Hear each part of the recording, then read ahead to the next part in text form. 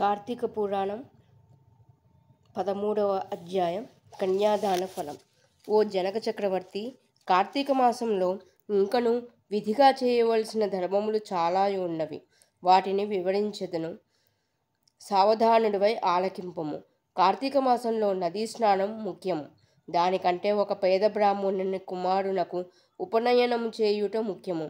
ఒకవేళ ఉపనయనమునకు అగు ఖర్చు అంతయు భరింపశక్యము కానప్పుడు మంత్రాక్షతలు, దక్షిణ, తాంబూలాది సంభావనలతో తృప్తిపరచినను ఫలము కలుగును.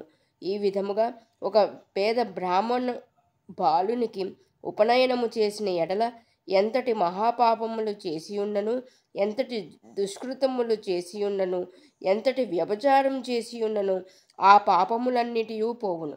ఎన్ని నూతులు తటాకములు త్రవ్వించినను పై చెప్పినట్లుగా ఒక బ్రాహ్మణ బాలునికి ఉపనయనము చేసినందువలన వచ్చు ఫలమునకు సరితూగవు. అంతకన్నా ముఖ్యమైనది కన్యాదానము.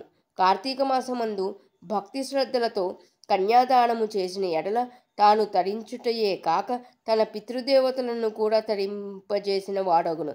ఇందులోకొక ఇతిహాసము కలదు, చెప్పెదను, శ్రద్ధగా వినుము. సువీర చరిత్రము. ద్వాపర యుగంలో వంగదేశంలో గొప్ప పరాక్రమవంతుడు శూరుడు అయిన సువీరుడను ఒక రాజుండెను. అతనికి రూపవతి అను భార్య గలదు. ఒకసారి సువీరుడు శత్రురాజులచే ఓడింపబడిన వాడియు భార్యతో అరణ్యమునకు పారిపోయి ధనహీనుడయి నర్మదా నదీ తీరమందొక పర్ణశాలను నిర్మించుకొని కందమూల ఫలాదులను భక్షించుచు కాలము గడుపుచుండెను. కొన్ని రోజులకు అతని భార్య ఒక బాలికను కనెను. ఆ బిడ్డను అతి గారాభముతో పెంచుచుండ్రి. క్షత్రియ వంశమందు జన్మించిన ఆ బాలికకు ఆహారాది సదుపాయములు సరిగా లేకపోయినప్పటికీ శుక్లపక్ష చంద్రుని వలె దినదినాభివృద్ధి నొందుచు అతి గారాభముతో పెరుగుచుండెను. ఆమె చూచువాడలకు కనుల పండువుగా ముద్దులొలుకు మాటలతో చాలా ముచ్చటగా నుండెను. దినములు గడిచిన కొలది బాలికకు నిండు యౌవన దశ వచ్చెను. ఒక దినము వానప్రస్థుని కుమారుడా బాలికను గాంచి ఆమె అందచందములకు పరవశుడై ఆ బాలికను తనకిచ్చి పెండ్లి చేయమని ఆ రాజును కోరెను. అందులకు ఆ రాజు, ఓ మునిపుత్ర, ప్రస్తుతము నేను కడు బీద స్థితిలో ఉన్నాను. అష్ట దరిద్రములు అనుభవించుచున్నాను. మా కష్టములు తొలగటకు గాను నాకు కొంత ధనం ఇచ్చిన ఎడల నా కుమార్తెనికిచ్చి పెండ్లి చేతునని చెప్పగా తన చేతిలో రాగి పైస అయినను లేకపోవటచే బాలికపైనున్న మక్కువతో ఆ మునికుమారుడు నర్మదా తీరమున కుబేరుని గూర్చి ఘోర తపంబమాచరించ కుబేరుని మెప్పించి ధనపాత్ర సంపాదించెను. రాజు ఆ పాత్రను పుచ్చుకుని సంతోషించి తన కుమార్తెని మునికుమారునికిచ్చి పెండ్లి చేసి నూతన దంపతులిద్దరిని అత్తవారింటికి పంపెను.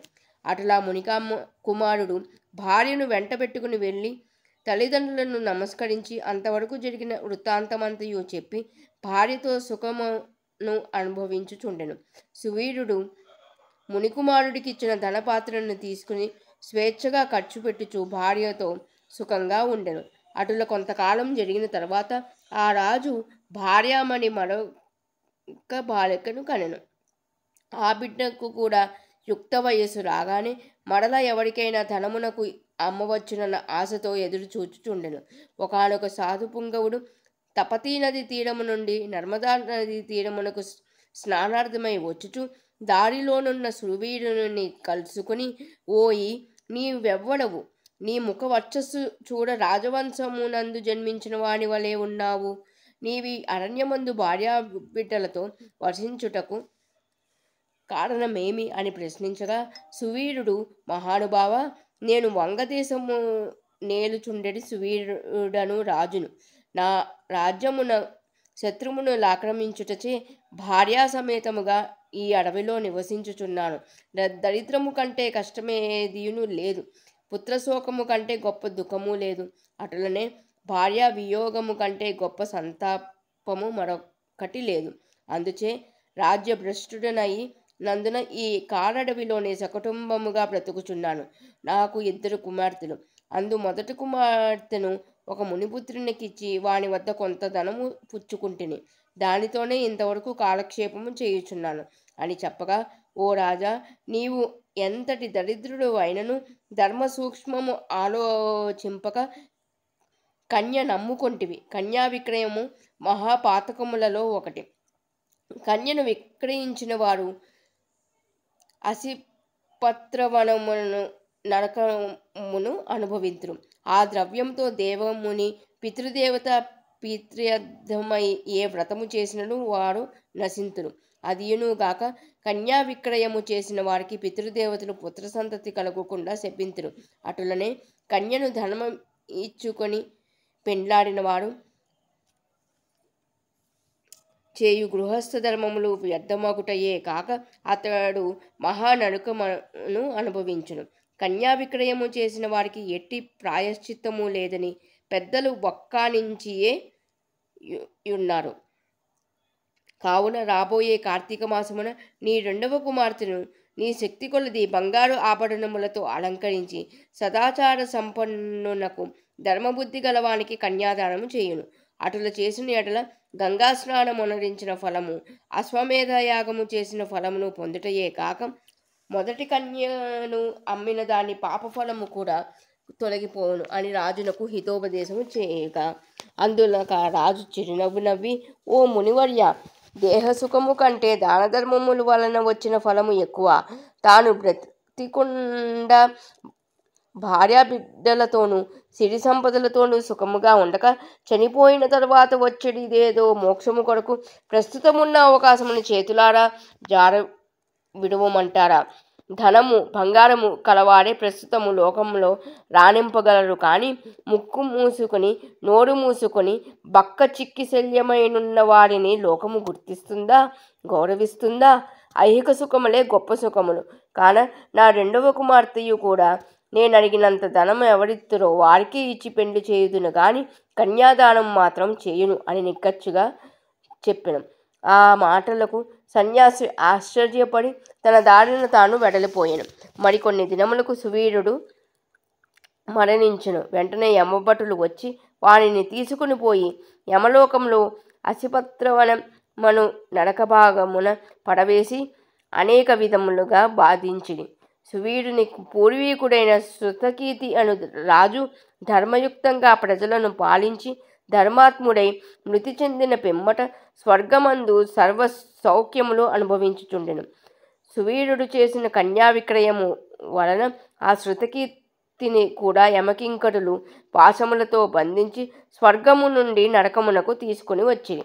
అంతటి శృతకీర్తి, నేనెరుగున్నంత వరకును ఇతరులకు ఉపకారము చేసి దాన ధర్మాదులు యజ్ఞ యాగాదులు నరించి ఉన్నాను. నాకు ఈ దుర్గతి ఏల కలిగే అని మనమునందు అందుకొని నిండు కొలువు తీరియున్న యమధర్మరాజు కడకేగి నమస్కరించి, ప్రభు, నీవు సర్వజ్ఞుడవు, ధర్మమూర్తివి, బుద్ధిశాలివి, ప్రాణకోటినంతను సమంగా చూచుచుండువు. నేనెన్నడూ ఏ పాపము చేసి ఉండలేదు.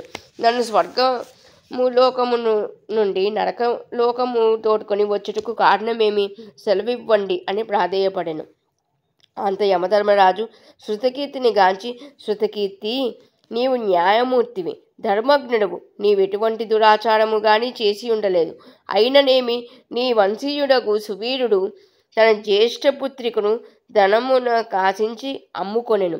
కన్య నమ్ముకొనేవారి పూర్వీకులు ఇటు 3 తరముల వారు అటు 3 తరముల వారును వారెంతటి పుణ్యపురుషులైనను నరకమనుభవించుటయే కాక నీచ జన్మలెత్తవలసి ఉండును. నీవు పుణ్యాత్ముడవనియు ధర్మాత్ముడవనియు నేనెరుగుదును కాన నీకొక ఉపాయము చెప్పెదను. నీ వంశీయుడకు సువీరునకు మరి ఒక కుమార్తె కలదు. ఆమె నర్మదా నదీ తీరాన తన తల్లి వద్ద పెరుగుచున్నది. నా ఆశీర్వాదము వలన నీవు మానవ శరీరము దాల్చి అచ్చటకు పోయి ఆ కన్యను వేద పండితుడును శీలవంతుడు ఒక విప్రునకు కార్తీక మాసమున సాలంకృతముగా కన్యాదానము చేయించుము. అటుల చేసిన ఎడల నీవు, నీ పూర్వీకులు, సువీరుడు, మీ పితృగణములు కూడా స్వర్గలోకమున కేగుదురు. కార్తీక మాసంలో సాలంకృత కన్యాదానము చేసిన వాడు మహాపుణ్యాత్ముడగును. పుత్రికా సంతానము లేనివారు తమ ద్రవ్యంతో కన్యాదానం చేసినను లేక విధి విధానముగా ఆబోతునకు వివాహమునర్చినను కన్యాదానం ఫలము అబ్బును. కనుక నీవు వెంటనే భూలోకమునకేగి నేను తెలిపినట్ల చేసితివేని ఆ ధర్మకార్యము వలన నీ పితృగణము తరింతురు, పోయిరమ్ము అని పలికెను.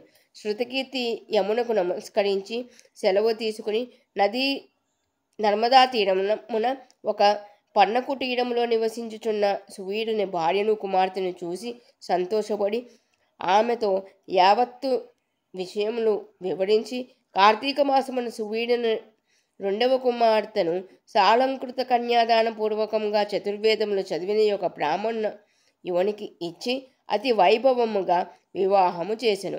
అటుల కన్యాదానము చేయుట వలన సువీరుడు కూడా పాప విముక్తుడై స్వర్గలోకములోనున్న పితృదేవతలను కలుసుకొనెను. కన్యాదానము వలన మహాపాపములు కూడా నాశనమగును. వివాహ విషయములో వారికి మాట సహాయము చేసినను పుణ్యము కలుగును. కార్తీక మాసమున కన్యాదానము చేయువలనని దీక్షభూని ఆచరించిన వాడు విష్ణు సాన్నిధ్యము పొందును. శక్తి కలిగి ఉండి ఉదాసీనత చూపువాడు శాశ్వత నరకమునకు ఏగును. త్రయోదశాధ్యాయము 13వ రోజు పారాయణము సమాప్తము.